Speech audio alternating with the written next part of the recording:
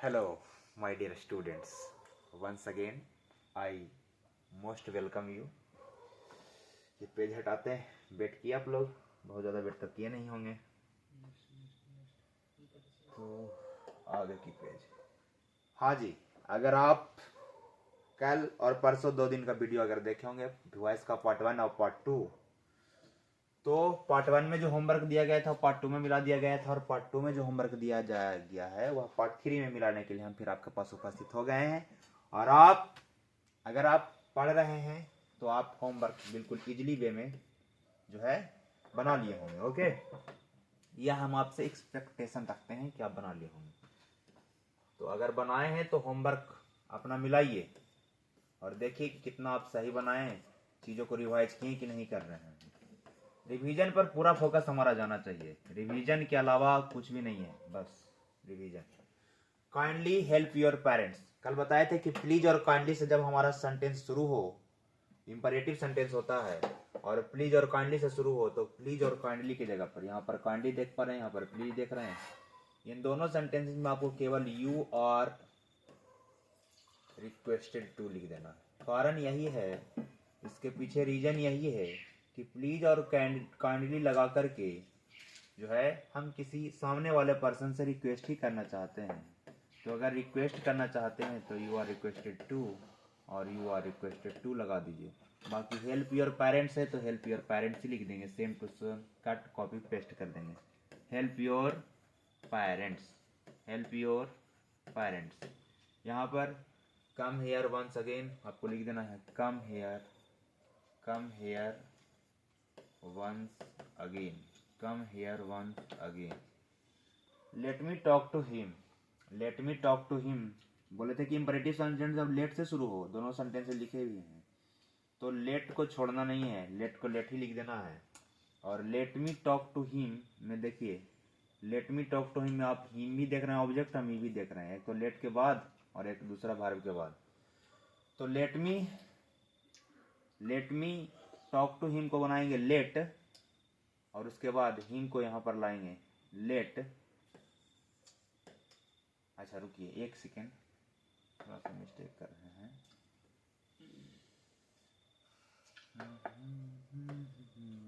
देखिए मी भी है और हिम भी है, और अगर टू आ रहा है बीच में तो इसको ऐसे बनाए, let me talk to him को ऐसे बनाएंगे लेट हिम, और उसके बाद क्या बनाएंगे, let him be talked to me. Let का लेट लिख दिए, बाकी यहाँ पर जो ऑब्जेक्ट था उसको यहाँ लेके चलाएं, और उसके बाद बोले कि बी लगाना है, और उसके बाद इसके साथ V3 करना है, तो बी का V3 क्या होगा, टॉक्ड हो जाएगा। उसके बाद टू प्रीपोजिशन था तो टू को छोड़े नहीं हम लोग, बाकी मी को ऑब्जेक्टिव केस में ही लिख दिए। Okay, let him be talked to me, let him be talked to me. Okay, let him open the window, तो लेट से शुरू है सेंटेंस तो लेट का लेट ही लिखें, ठीक है। और उसके बाद लेट वाट, तो द विंडो है तो विंडो, लेट द विंडो, और उसके बाद बी लिखना है, उसके बाद इसका V3 ओपेंड हो जाएगा, और उसके बाद बाई हिम है तो बाई हिम हो जाएगा। देखिए क्या आप सही बना पाए हैं। Don't me, don't scold him, यह भी इंपरेटिव सेंटेंस है जो डॉट से सेंटेंस से स्टार्ट है, तो डोंट डिस्टर्ब मी, तो ऐसे बोल सकते हैं यू आर। अब देखिए डोंट डिस्टर्ब से किसी को आप एडवाइस भी दे सकते हैं, चलो हमको तंग ना करे, या फिर किसी से आप रिक्वेस्ट कर सकते हैं, डोंट डिस्टर्ब मी प्लीज। यहाँ पर अगर प्लीज लगा दिए होते, या फिर जोड़ से ही बोल सकते हैं। इंपरेटिव सेंटेंस में हमारा टोन डिपेंड करता है कि एक वही सेंटेंस हमारे लिए रिक्वेस्ट भी हो सकता है, वही सेंटेंस हमारे लिए एडवाइस भी हो सकता है, और वही सेंटेंस हमारे लिए ऑर्डर भी हो सकता है। तो डोंट डिस्टर्ब मी अगर हमारा बोलने का टोन अगर हाई है कि डोंट डिस्टर्ब मी, तब इसका मतलब है कि वह सेंटेंस हम किसी को आज्ञा दे रहे हैं, ऑर्डर दे रहे हैं कि चलो डिस्टर्ब मत करो वरना you will have to punished, तो पनिश्ड भी किया जा सकता है। तो डोंट डिस्टर्ब मी, तो हम यहाँ पर कह रहे हैं कि ऑर्डर है, तो you are ordered, you are ordered to not disturb me, disturb me, एक ये बन रहा है। अगर इसके बाद कभी कभी पर प्लीज भी लगा देते हैं, डोंट डिस्टर्ब मी प्लीज, यहाँ पर कॉमा लगा कर अगर प्लीज कर देते हैं, please don't disturb me please, जैसे कह रहे हैं कि यहाँ पर सेंटेंस में डोंट डिस्टर्ब तक ही केवल ना रह करके आगे भी चीजें लिख दिया जाता, डोंट डिस्टर्ब मी प्लीज। तो आप रिक्वेस्ट करने चाह रहे हैं सामने वाले पर्सन से, तो बोलते हैं you are requested to not disturb me, ऐसे बोलते हैं। डोंट स्कॉल्ड हिम, ये सामने वाले व्यक्ति को हम बोल रहे हैं कि उसको मत डांटो, ये ऑर्डर है हमारा, तो हम बोलेंगे you are ordered to not scold him. ठीक है, ये जो दोनों सेंटेंसेस हम आपके सामने, कभी कभी इंपरेटिव सेंटेंस में ये पता ही नहीं चलता है कि वह हमारा ऑर्डर है या एडवाइस है। चलिए प्लीज और रिक्वेस्ट वाला सेंटेंस तो प्लीज और काइंडली जब रहता है तो उससे हम पता लगा लेते हैं, ठीक है। लेकिन जब पता नहीं चले तो हम ऑप्शन के अनुसार जाते हैं, यू आर ऑर्डर्ड है तो ऑर्डर लिखेंगे, यू आर कमांडेड टू है तो कमांडेड टू लिखेंगे, यू आर एडवाइज है तो एडवाइज टू भी लिख सकते हैं। बस केवल चेंज यहीं पर करना, ऑर्डर है, एडवाइज है, या फिर रिक्वेस्ट है, या फिर किसी प्रकार की चीजें जो भी यहाँ पर है, ऑर्डर है, रिक्वेस्ट है या कमांड है, तो यहाँ पर हम टोन बदलेंगे। बाकी शट योर माउथ, अभी सामने वाला पर्सन से हम कह रहे हैं कि शट योर माउथ, चलो मुंह बंद करके रखो वरना दिक्कत होने वाला है, तो बोलेंगे you are ordered to shut your mouth, shut your mouth, हो गया जी। नेक्स्ट है ओपन द विंडो, अब सामने वाले व्यक्ति को कह रहे हैं कि चलो दरवाजा खोल के रखो, तो बोलेंगे यू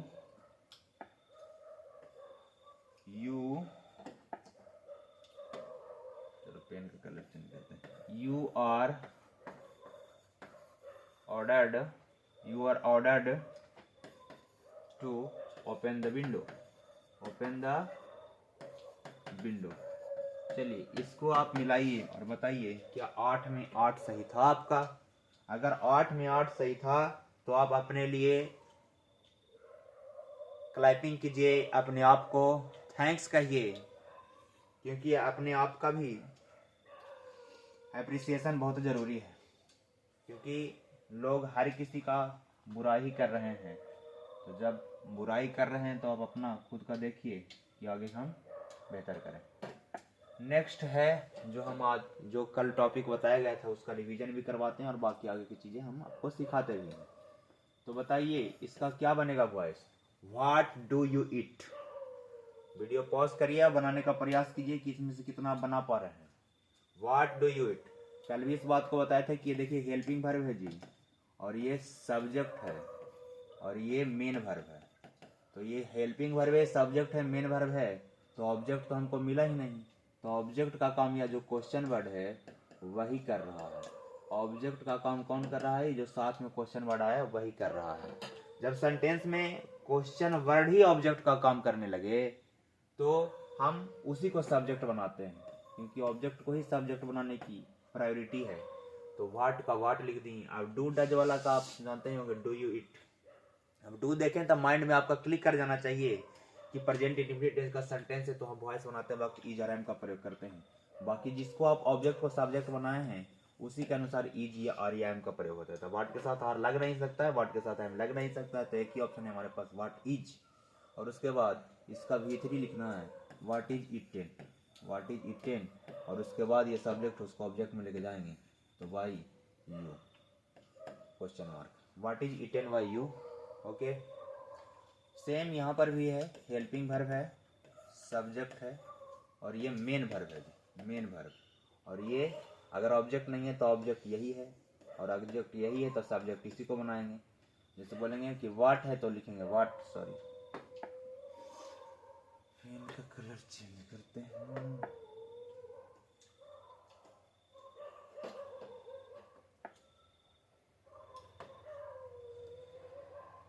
तो व्हाट जो ऑब्जेक्ट है उसी को हम सब्जेक्ट बनाएंगे, तो लिखेंगे व्हाट, और व्हाट के साथ क्या लगेगा, और सॉरी इज आर एम अगर पहले से ही है और बिफोर देखने को मिल रहा था प्रेजेंट कंटिन्यूअस टेंस का सेंटेंस है, तो इसको लिए हम क्या यूज करेंगे, इज आर एम का प्रयोग तो करेंगे ही करेंगे। तो व्हाट इज, और इसमें एक्स्ट्रा क्या लगता है जी, बीइंग का प्रयोग करेंगे। What is being red, V3 क्या होगा, red. What is being red by you, by you question mark. हो गया वॉइस हम लोग का। वॉइस कहने का मतलब एक्टिव है, सेंटेंसेस पैसिव में हम लोग कन्वर्ट कर रहे हैं। What did he break, what did he break, what है तो व्हाट ही लिखें, क्यों, क्योंकि ये हेल्पिंग वर्ब है, ये सब्जेक्ट है और ये मेन वर्ब है। तो व्हाट और उसके बाद डिड है तो इसका मतलब पास्ट का इंडेफिनिट टेंस की बात कर रहा है। तो व्हाट वाज ब्रेक का V3 क्या होगा, ब्रोकन होगा। What was broken by him, what was broken by him. Next sentence आपके सामने है कि व्हाट कैन पीपल डू, तो व्हाट कैन हेल्पिंग वर्ब, ये सब्जेक्ट और ये मेन वर्ब। तो ये हमारा ऑब्जेक्ट का काम करेगा, जो क्वेश्चन वर्ड है वही ऑब्जेक्ट का काम कर रहा है। तो लिखें व्हाट कैन है तो कैन वी डन, डू का V3 क्या होगा, डन। अब बाई पीपल लिखने की आवश्यकता तो है नहीं, तो यहाँ तक हम बातों को छोड़ रहे हैं। अब क्या कह रहे हैं, कह रहे हैं कि what can be done, what can be done, what can be done. Next sentence पर ध्यान दीजिए। What work can you do, what work can you do, तो व्हाट वर्क है, कैन हेल्पिंग वर्ब है, ये सब्जेक्ट है और ये मेन वर्ब है। तो व्हाट वर्क इस बार ऑब्जेक्ट का काम कर रहा है। तो ऑब्जेक्ट का काम अगर ये कर रहा है तो इसी को सब्जेक्ट बनाएंगे, लिखेंगे what work, what work can है तो कैन, उसके बाद जानते हैं कि मॉडल ऑक्सिलरी वर्ब को बताए थे कि बी का फॉर्म करके बनाते हैं। तो what work can be done by you question mark. चलिए इसका बनाइए आप लोग। How many books have you, how many books have you to write, कि आपने अब तक कितने किताब लिखे हैं, कितने बुक्स लिख चुके हैं जी। क्या आप इस बात को बना पाएंगे, यह एक्टिव में सेंटेंसेज है तो क्या आप इसको पैसिव में बना पाएंगे। और ये एक्टिव में है, इसको तो आप पहचान ही रहे होंगे कि हाउ मेनी बुक्स है, उसके बाद हैव है और उसके बाद टू राइट लिखा हुआ है, अर्थात इन्फिनिटिव लिखा हुआ है। तो हाउ मेनी बुक्स को हाउ मेनी बुक्स की तरह ट्रीट करेंगे, क्योंकि ये हेल्पिंग वर्ब है जी और ये सब्जेक्ट है और ये टू राइट आकर के मेन वर्ब का काम कर रहा है, इन्फिनिटिव है। और ये बाकी जो देख पा रहे हैं हाउ मेनी बुक्स, ये ऑब्जेक्ट का रूप में काम कर रहा है। तो ऑब्जेक्ट को ही सब्जेक्ट बनाते हैं तो हाउ मेनी बुक्स हो जाएगा, हाउ मेनी बुक्स। और हाउ मेनी बुक्स के अनुसार ही हैज या हैव का प्रयोग करना है, तो प्लुरल है तो हैव का ही प्रयोग करेंगे। हाउ मेनी बुक्स हैव और उसके बाद हाउ मेनी बुक्स हैव और उसके बाद टू, इन्फिनिटिव है, ये मेन वर्ब है इन्फिनिटिव के साथ। किसके साथ है, इन्फिनिटिव के साथ। इन्फिनिटिव का कहने का मतलब होता है two plus first form of base form या two plus first form of main verb. तो हाउ मेनी बुक्स हैव है या हैज हो, जो भी लिखना लिखें। और इन्फिनिटिव तो है तो इसके बाद हमको हैव के साथ बीन लगाने की आवश्यकता नहीं है। हाउ मेनी बुक्स हैव और उसके बाद ये इन्फिनिटिव को हम बनाएंगे। इन्फिनिटिव जो रहता है, जैसे अगर हम बोलेंगे to write, to write infinitive है, इसका अगर हम बोलेंगे कि इसका वॉइस बनाना है तो इसको बनाइएगा to be written, to be retain.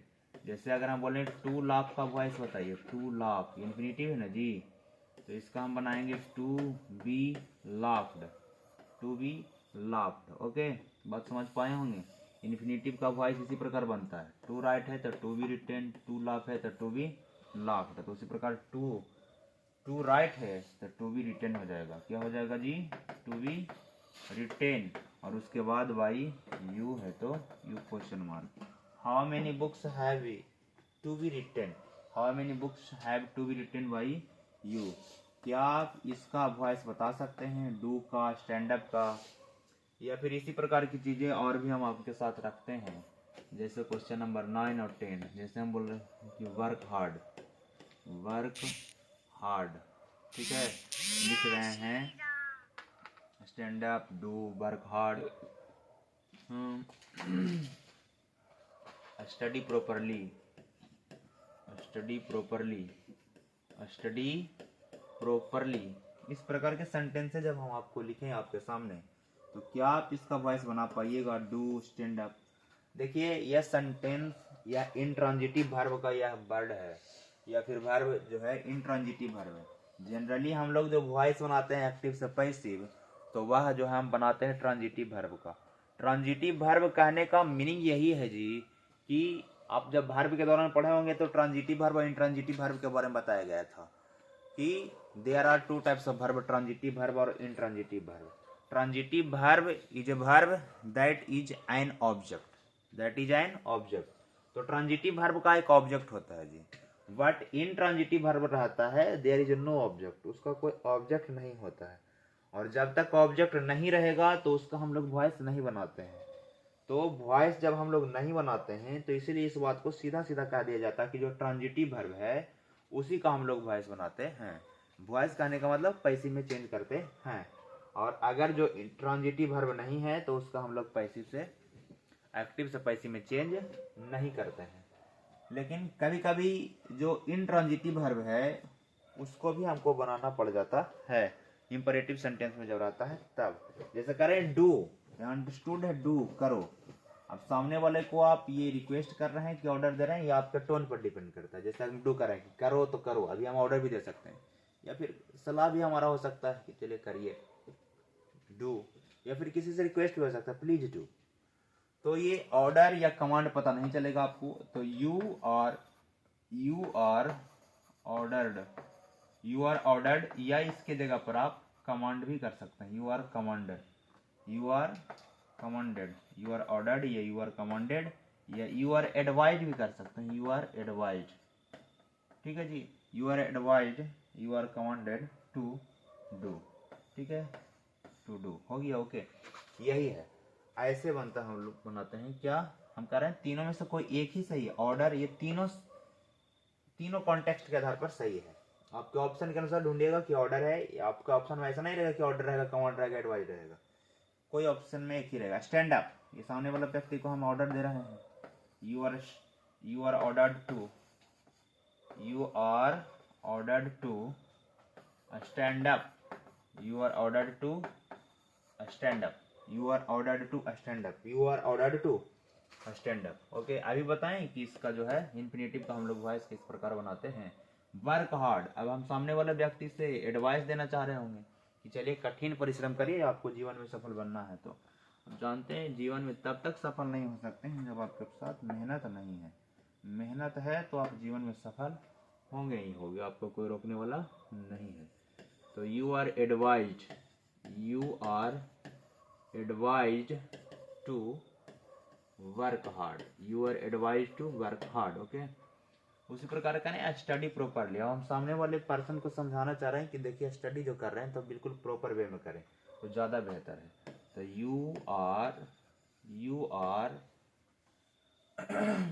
Advised, you are advised to study properly, you are advised to study properly, you are advised to study properly. Okay, यहाँ तक की बात को अगर समझ पाए हो। कल एक और भी बात आपको बताया गया था, क्या बात बताया गया था जी, एक बात और आपको बताया गया था कि नून के साथ टू लगता है। कुछ चीजें बताया गया था कि I know this address, I know this address, तो हम आपको लिखाए भी थे।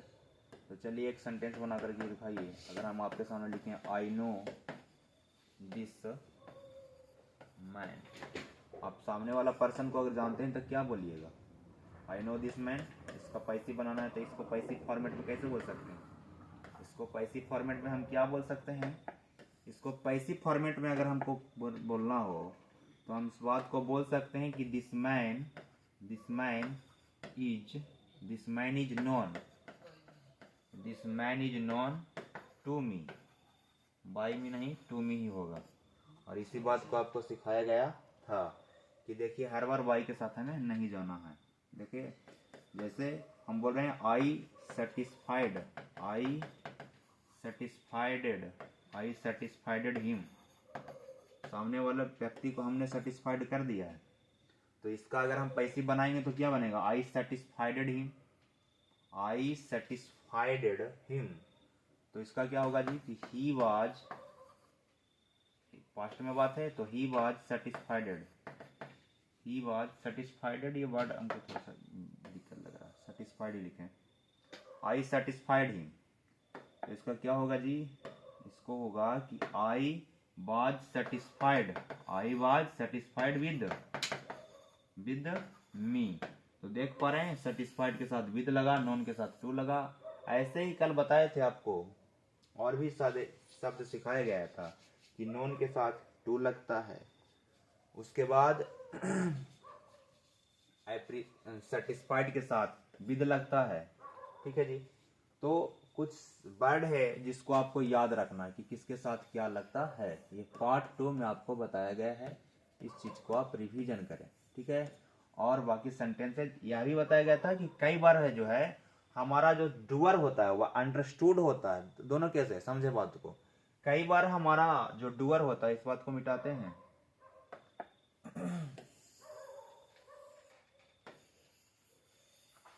और कह रहे हैं, अच्छा मिटाने में टाइम नहीं बर्बाद करना चाहिए था, इससे बेहतर था कि नेक्स्ट पेज ही ले लेते। खैर कोई बात नहीं, मिटाए हैं तो मिटा ही रहे।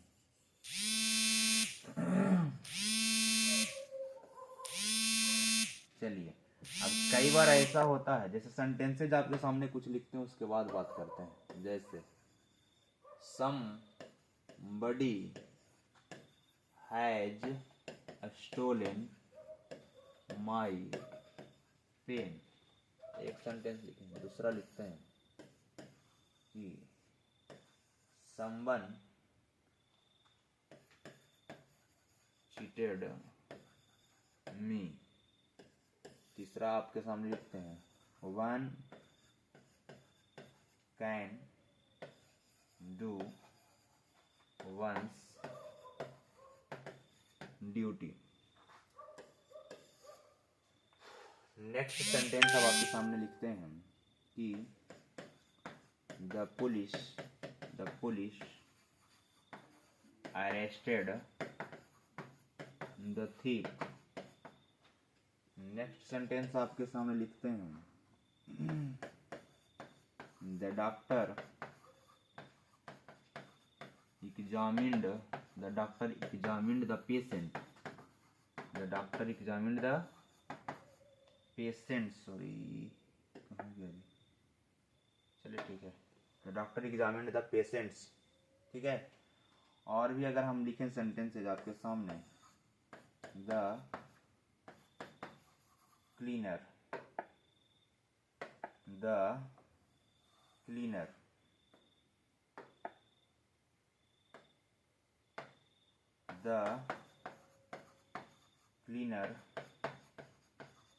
cleaned the room। चलिए, इसमें बात हम समझाना यह चाह रहे थे कि कई बार एक्टिव वॉइस के जो सेंटेंसेज है उसका जो सब्जेक्ट है वह या तो अंडरस्टूड होता है या सर्टेन होता है। अंडरस्टूड मतलब जिसको समझा जा सकता है, या सर्टेन या निश्चित ही होता है। जो कोई सब्जेक्ट ऐसा जिसको वही डूअर जो है कर सकता है, वही सब्जेक्ट उसको कर सकता है, जो चीजें फिक्स होता है। ठीक है। तो जब सब्जेक्ट हमारे पास फिक्स हो या फिर अंडरस्टूड हो या फिर सर्टेन हो, तो भी हम उस चीज को पैसिव फॉर्मेट जब लेके जाते हैं तो उसको मेंशन करने की आवश्यकता नहीं होता बाय प्लस एजेंट के रूप में, तो कई बार उसे हम छोड़ भी देते हैं। ठीक है।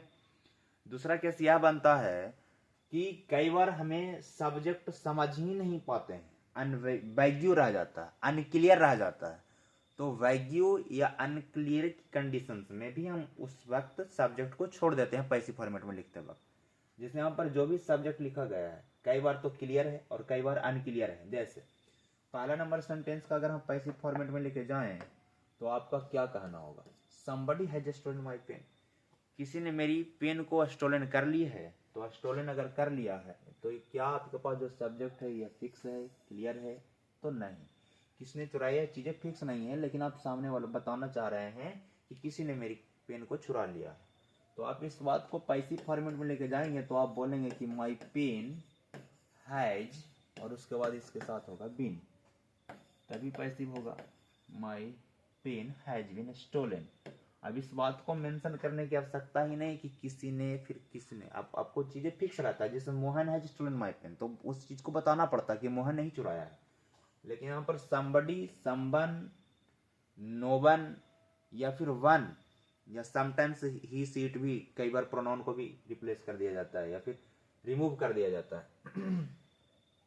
तो बस इतना सही बात चल गया। somebody किसने चुराया, ये चीजें फिक्स नहीं है, तो इस चीज को हम पैसिव फॉर्मेट लेने वक्त छोड़ देते हैं।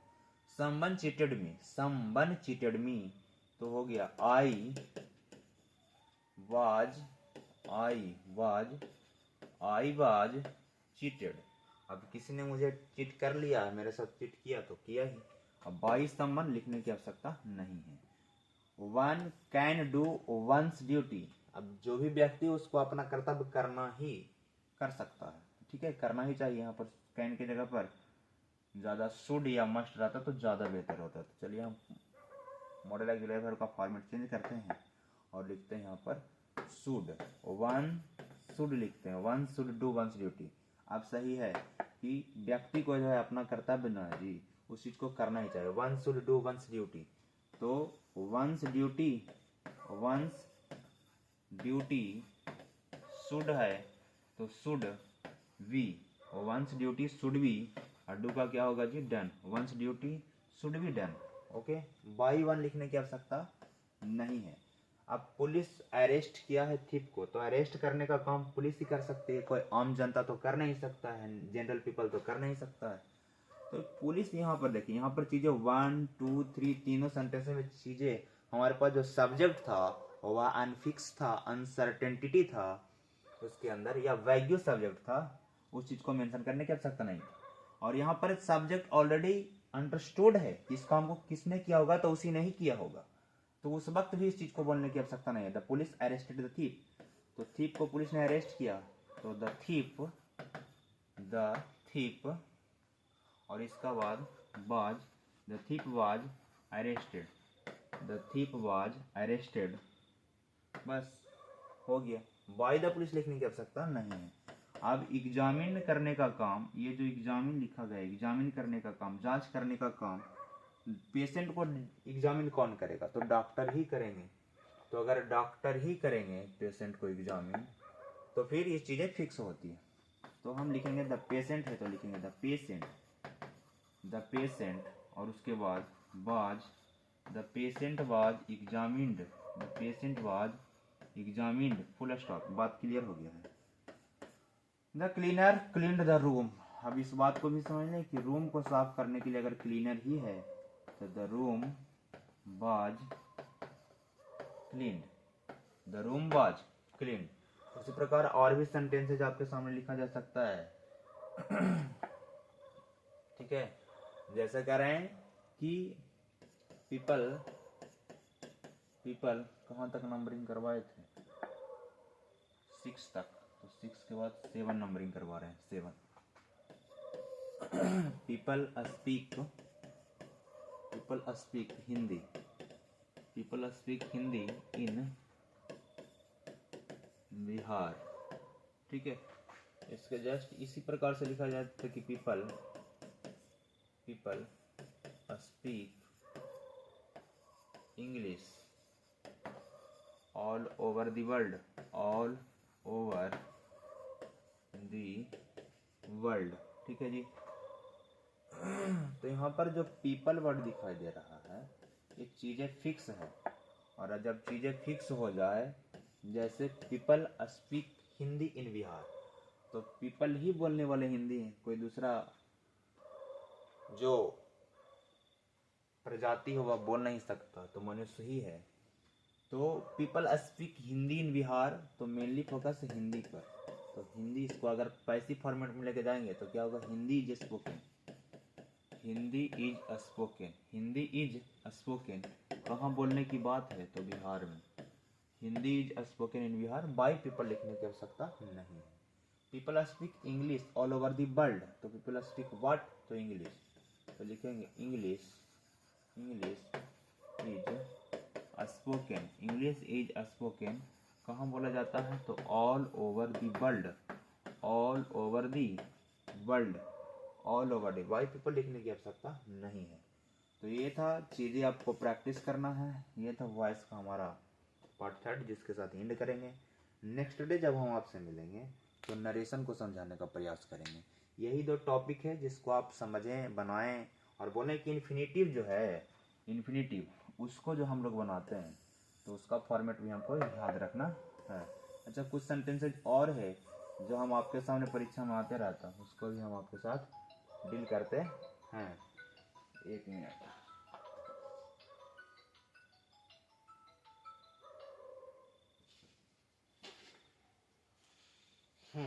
कुछ सेंटेंसेस बोल रहे थे कि और है हमारे पास जो परीक्षा में पूछते रहता है, sorry.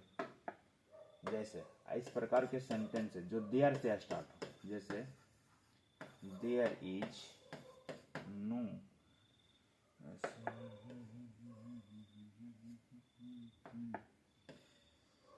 There is no time, there is no time to waste. अब बर्बाद करने के लिए समय ही नहीं है। अगला सेंटेंस देयर से ही शुरू करके लिखते हैं, there is nothing to loss. अब बर्बाद करने के लिए कुछ है ही नहीं, देयर इज नथिंग। ऐसे सेंटेंस लिख रहे हैं कि there is, oh my God, चलिए, there is a lot of time, there is a lot of time, there is a lot of time, there is a lot of time for you to study। एक second.